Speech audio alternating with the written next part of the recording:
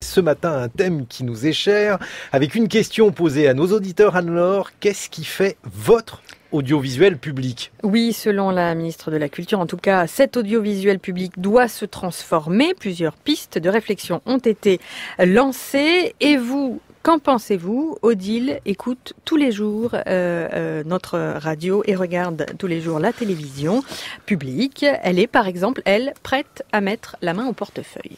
Moi, je suis tout à fait d'accord pour qu'on paye une redevance. C'est tout à fait normal. Même qu'on l'augmente un petit peu parce qu'il y a des tas de dépenses qu'on peut faire par ailleurs et qui sont peut-être inutiles. Alors que là, c'est devenu l'accompagnement de la vie journalière. Odile, que vous avez rencontré, François-Pierre Noël, c'est vous qui signez ce hashtag, bonjour. Bonjour, cette sexagénaire est très attachée à l'audiovisuel public, Odile l'écoute depuis des dizaines d'années, et pour cette retraitée, le rôle de la radio et de la télé publique est très important.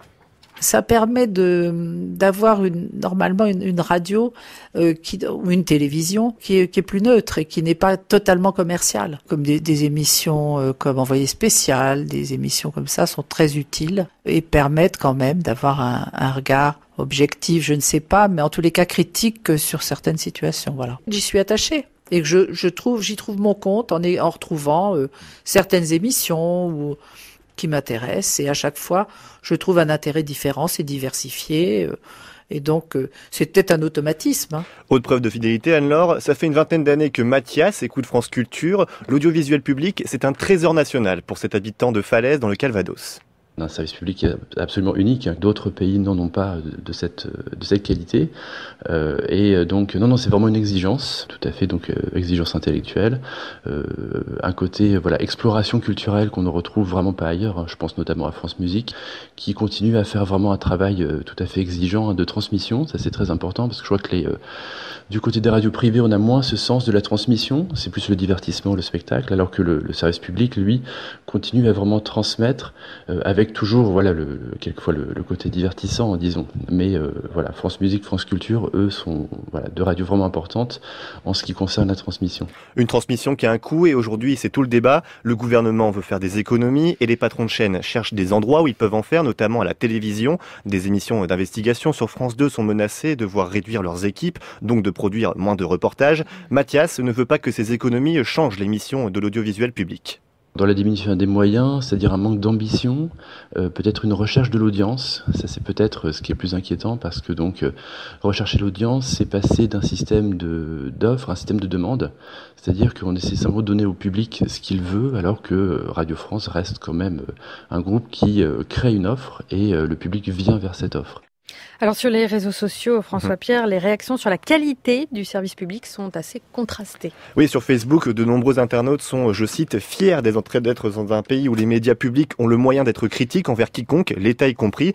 D'autres, comme Cyril, s'inquiètent des futures économies demandées à l'audiovisuel public. Aujourd'hui, dit Cyril, le journalisme d'investigation est plus que nécessaire. S'il faut faire des économies, il y a clairement d'autres postes à viser que les journalistes. Sur Twitter également, Brig, pourquoi, c'est son pseudo, pense que la télé et la radio publique doivent se rappeler de leur mission de service public, car à de rares exceptions près, on ne voit pas de différence avec les chaînes privées, dit-il. D'autres internautes écrivent tout simplement que Radio France a toute leur confiance, mais France Télévisions, non. Pourtant, Anne-Laure, il existe des médiateurs pour créer un lien entre le citoyen et leur audiovisuel public. Les gens, il y a vraiment une relation de confiance à établir avec les gens, et le poste de médiateur y participe. Nicolas Jacobs est le médiateur de l'information à France 2. Il recense les remarques et les critiques des téléspectateurs pour en faire part aux services concernés, comme la rédaction. Selon lui, cette relation de confiance est primordiale. Pour le service public, c'est important d'être à l'écoute et de montrer aux gens qu'on est à l'écoute. C'est aussi quelque part leur télé, leur service public. La deuxième chose, je dirais, il y a un aspect marketing, avec toute cette multiplication des médias dans tous les coins, sans savoir même si c'est un vrai média, si c'est un réseau social. Il est vraiment important que nous, service public, nous disions, attendez, on n'est pas n'importe qui, nous, on travaille avec vous, on vous écoute, et qu'on crée un lien de confiance qui après peut se transformer véritablement en label. Donc voilà, c'est pas, vous n'écoutez pas, vous ne regardez pas n'importe quoi, vous écoutez et vous regardez le service public. Et certains fervents téléspectateurs ont décidé de prendre les choses en main. Ils ont créé une association, Les Pieds dans le PAF. Leur but, c'est d'intégrer des téléspectateurs dans les conseils d'administration de Radio France ou du CSA, par exemple, pour faire entendre leur opinion sur les programmes. Mais à chaque fois que l'association discute avec les pouvoirs publics, cette demande est rejetée. Merci beaucoup François. Pierre Noël, un hashtag mon audiovisuel public que vous pouvez réécouter sur notre site franceculture.fr.